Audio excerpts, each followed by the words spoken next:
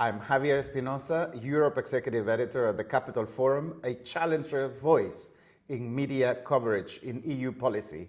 With me, it gives me great pleasure to introduce Thierry Breton, former commissioner, former digital czar.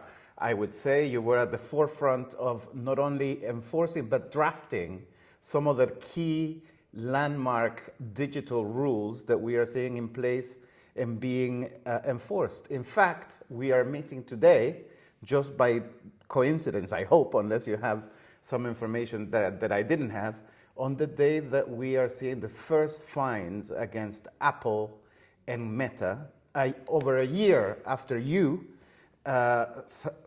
went on stage and announced these cases against these large tech companies. But before we start, thank you so much for taking the time. Thank you. Thank you.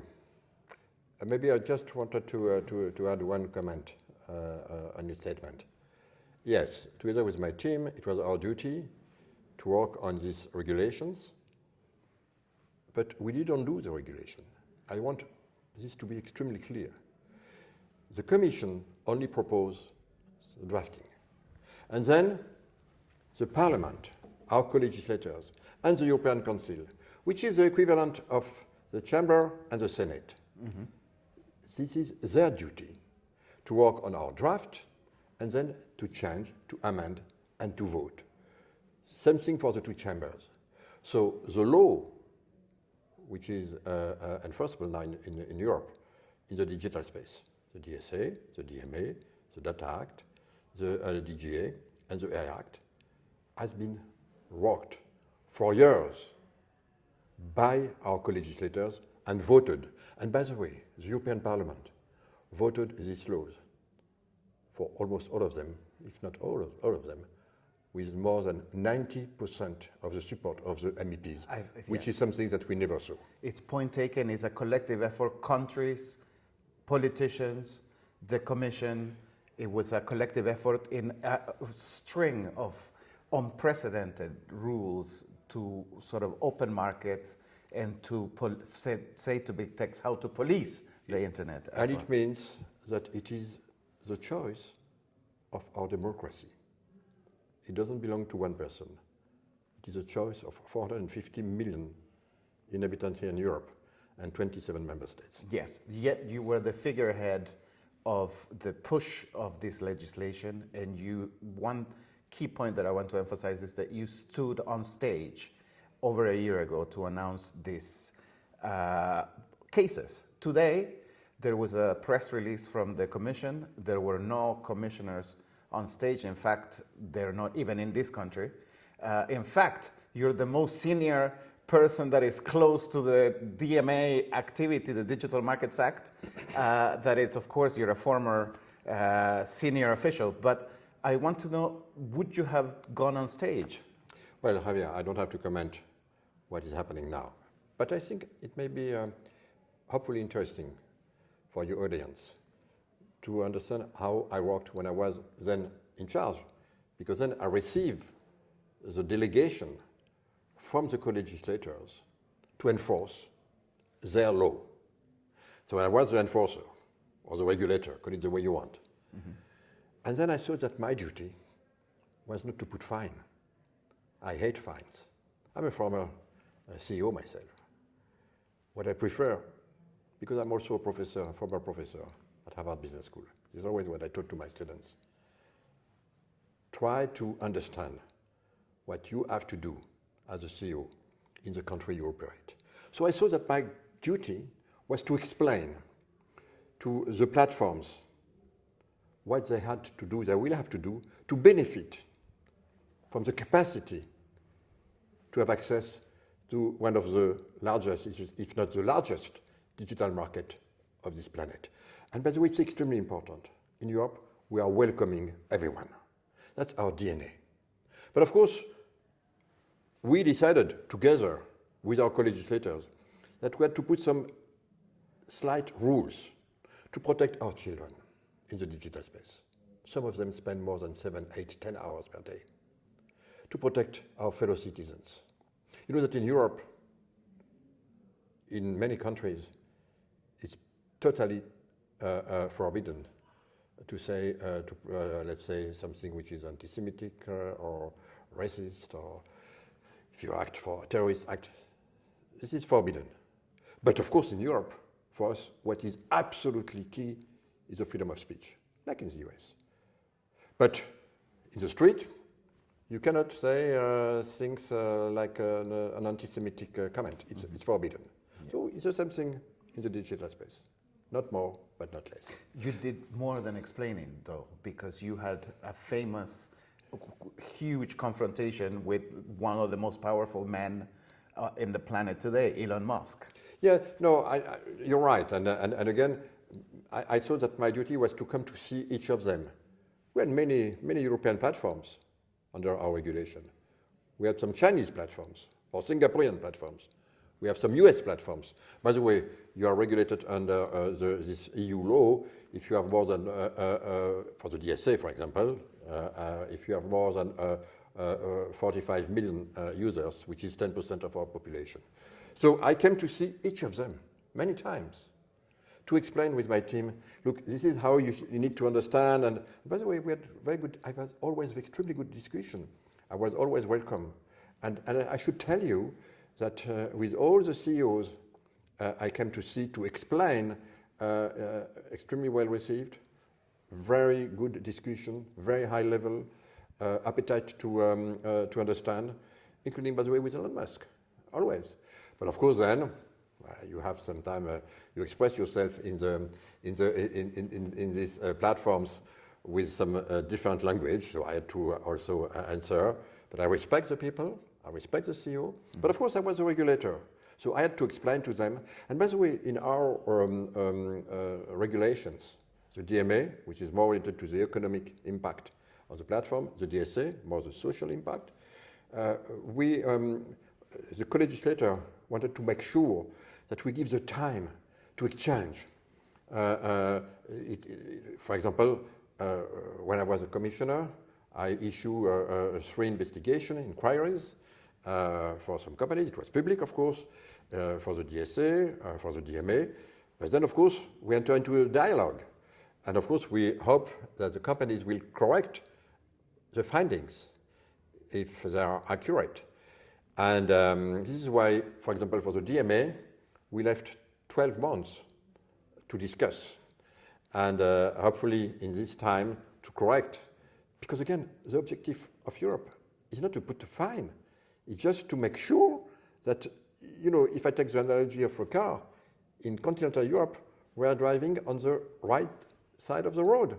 So if you have a car which is designed to drive on the left side, no, you cannot import in Europe. So, I mean, this is just to explain. And today, yes, I issue some investigation, but of course, obviously, I don't know then what were the final findings, of course, because I'm not in charge anymore. But yes, I am happy. No, I'm not happy. I'm not happy that we had to issue some fines, because it means that the Commission, which has, again, the delegation, the mandate to operate, find that it was some elements not fitting with the rules and the law. And I regret it, because of course, I always behave, I never put a fine in my life as a commissioner, never. I was always trying to explain and to find a way for the platforms or companies to adapt themselves, because at the end, this is the objective.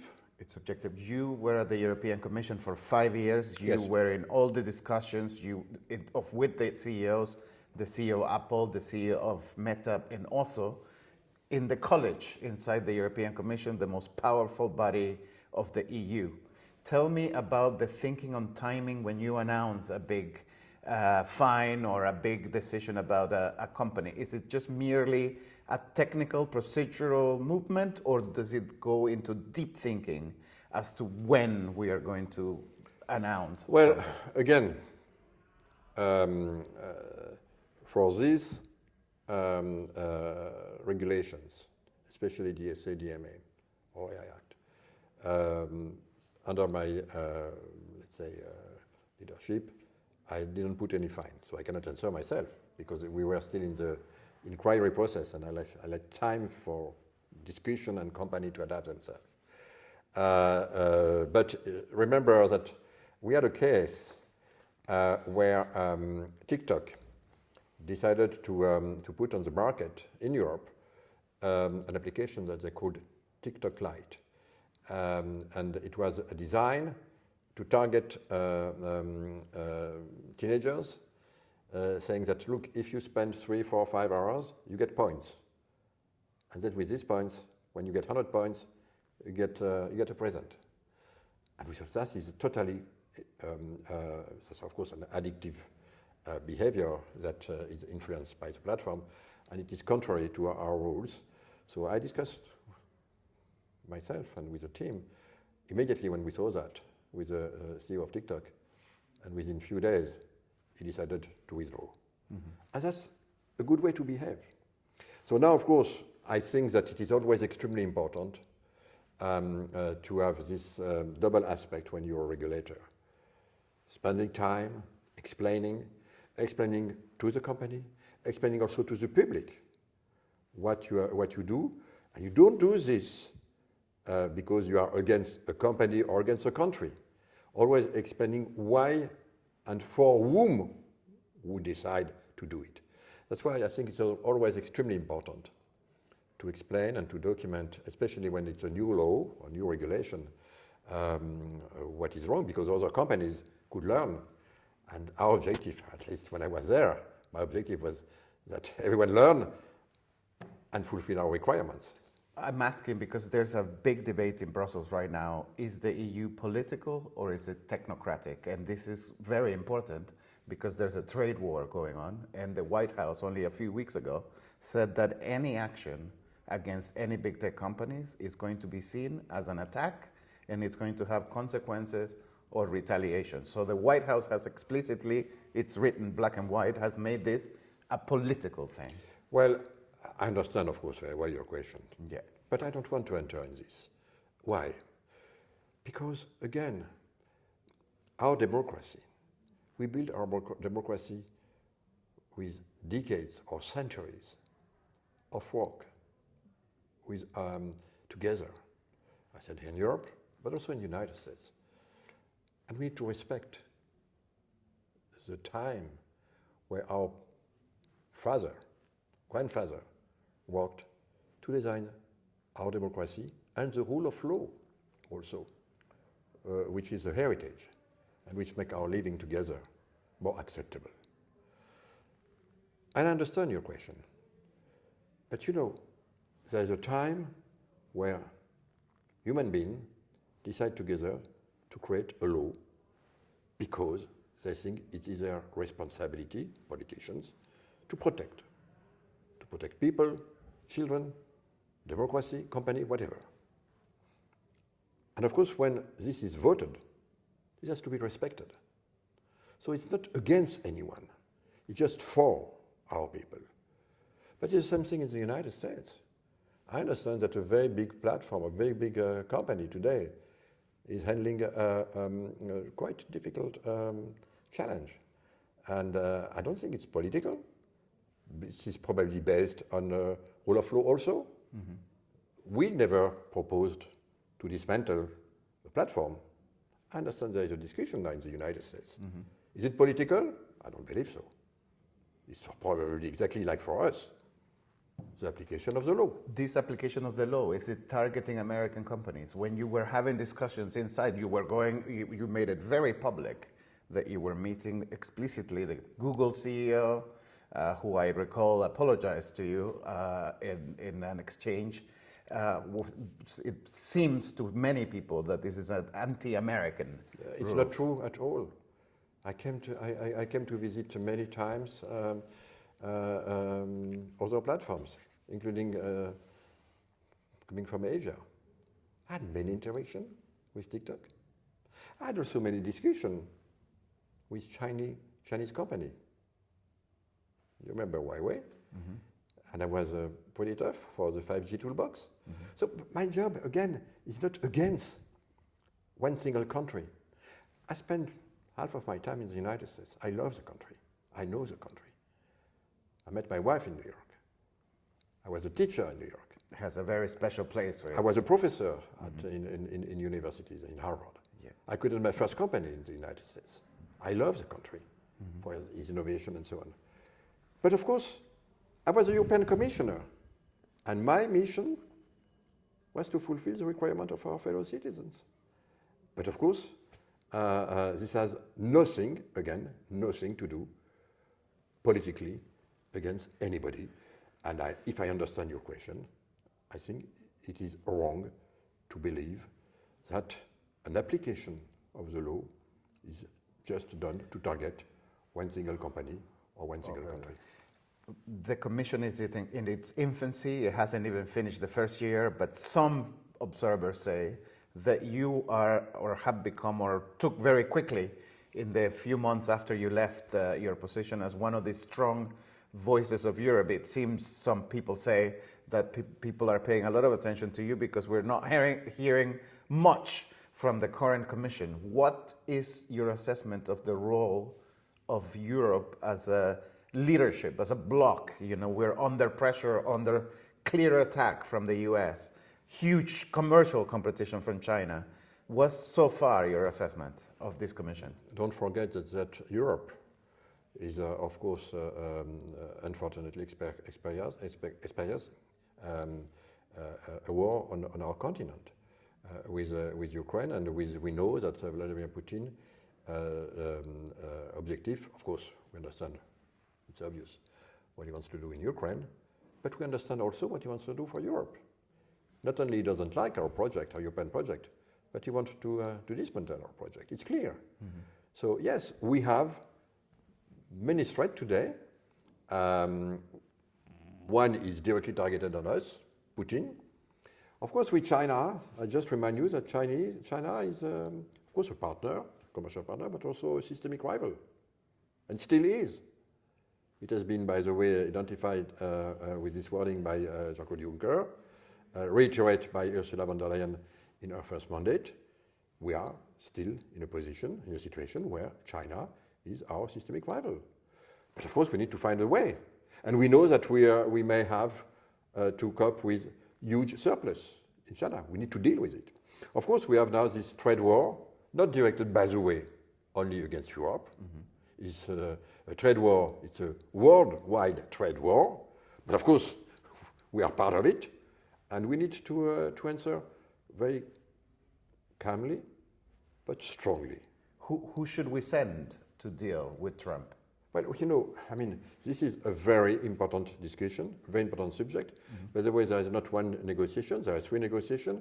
One for the 10% tariff. Okay, it's not what we would like to have, and I think it is a discussion that we need to have, including under the WTO rules. We have an industrial discussion, because we understand that the Trump administration is willing to reindustrialize the United States. Fair enough, we understand that. Then we have some specific tariffs, automotive, pharmaceutical product, maybe semiconductors, and so on. But we need to discuss, but we need to do it globally, because it will be in a much better position if we come to have this industrial discussion based on the fact that, yes, we have a lot of companies willing to invest in the United States in this sector or that sector, then we could enter into discussion. And there's a third discussion, which is a commercial or trade, let's say, discussion, because we understand that the Trump administration is willing to reduce the trade deficit between the United States and the rest of the world. So that's, of course, in the hand of the trade commissioner. But you see, we have a trade discussion, we have an industrial discussion, we have a political discussion. So, of course, the head is the president of the commission, because it involves, of course, many aspects. Trump would see her, though. I don't know. I mean, it's not for me to comment this. I don't know. What I know is that our co-legislators have designated President von der Leyen as being the president of the European Commission, and she's the president of the European Commission. So now, of course, it is our mandate to lead the Commission in these discussions. I said discussions because obviously we have not one single discussion but many discussions. And now, of course, in Europe we did not select President Xi, we did not select President Trump, but of course we respect President Xi and President Trump because they have been selected by their own people, and it's absolutely normal that we expect the same behavior from others. Our president in the Commission in Europe is Ursula von der Leyen. Mm-hmm. What's your assessment of the EU's role so far, the reaction? But I think again that it was important, like for any other country, to try to understand what are the objectives in this trade discussion. Mm-hmm. This is why I think it's important to differentiate the different level of discussion. But now, of course, we need to make sure that there are also things that we will never negotiate. Our territorial integrity is not for sale, not for negotiation. You understand what I mean, especially with So Greenland, not for sale? Of course not. Mm-hmm. Never. And it should be very clear. Our democratic integrity, our laws, are not for negotiation. Meaning enforce them at all costs? But not at all cost.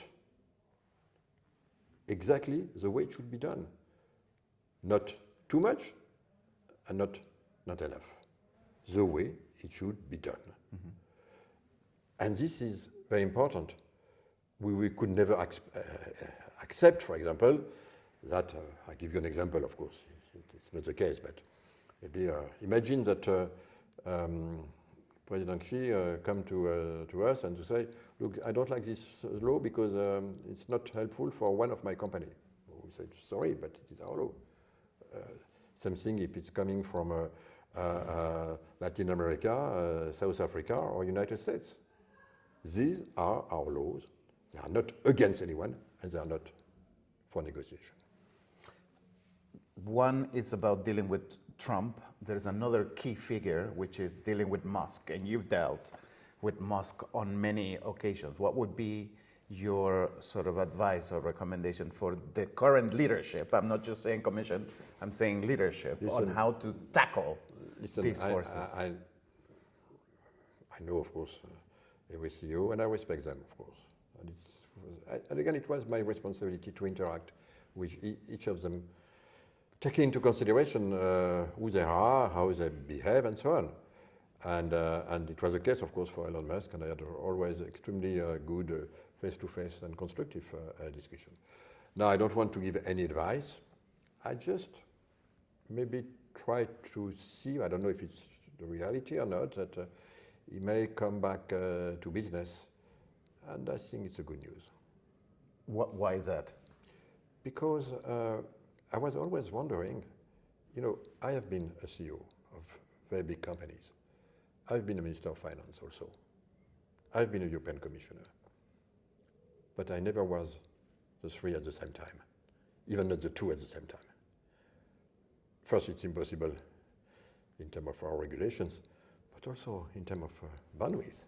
Mm-hmm. So I think that it's extremely difficult when you're a CEO to do at the same time politics at the level of being a member of a cabinet, directly or indirectly. Mm-hmm. I don't see that it is humanly achievable on a long term.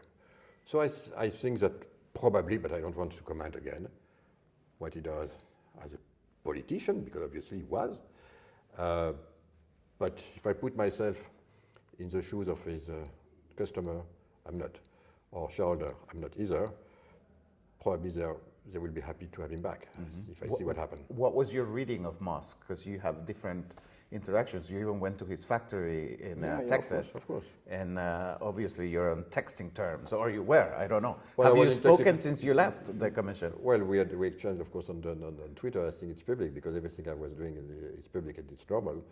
And of course, as I said to you, in my capacity of in charge of regulation, I had always good and profound discussions. Mm-hmm.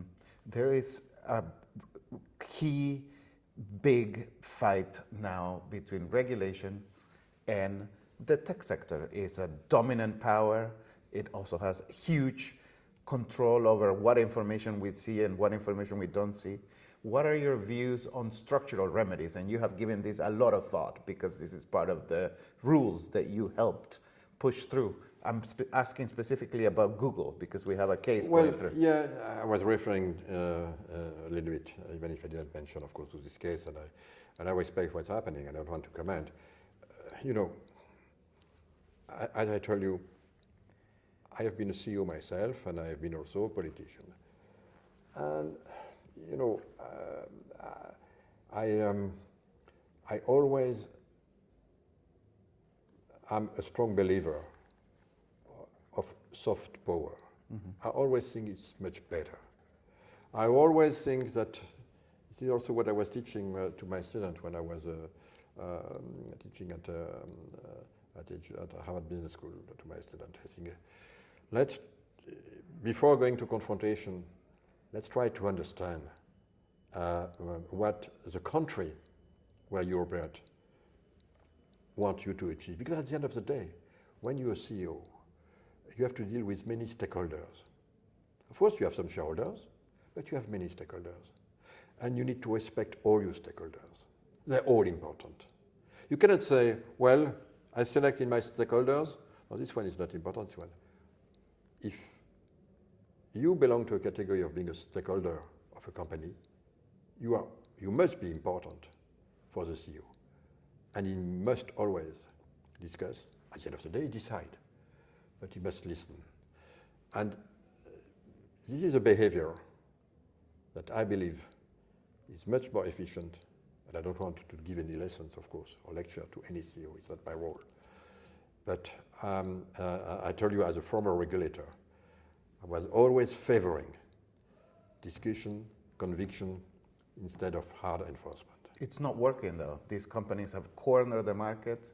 They have eliminated rivals. They have all these network effects. This is exactly why we put in place the DMA. Mm-hmm. And the DMA is exactly designed to avoid these monopoly situations or these eviction situations, just to respect fair competition. And by the way, this is probably in some cases, I don't want to enter into the cases which have been announced today, that companies, I hope that the message that it is in their interest also to understand and to fulfill the full scope of these rules, because at the end of the day, they are designed for the common goods. Do we account for AI and changing technologies when you were thinking about this legislation? Some people say AI is sort of outdating the DMA.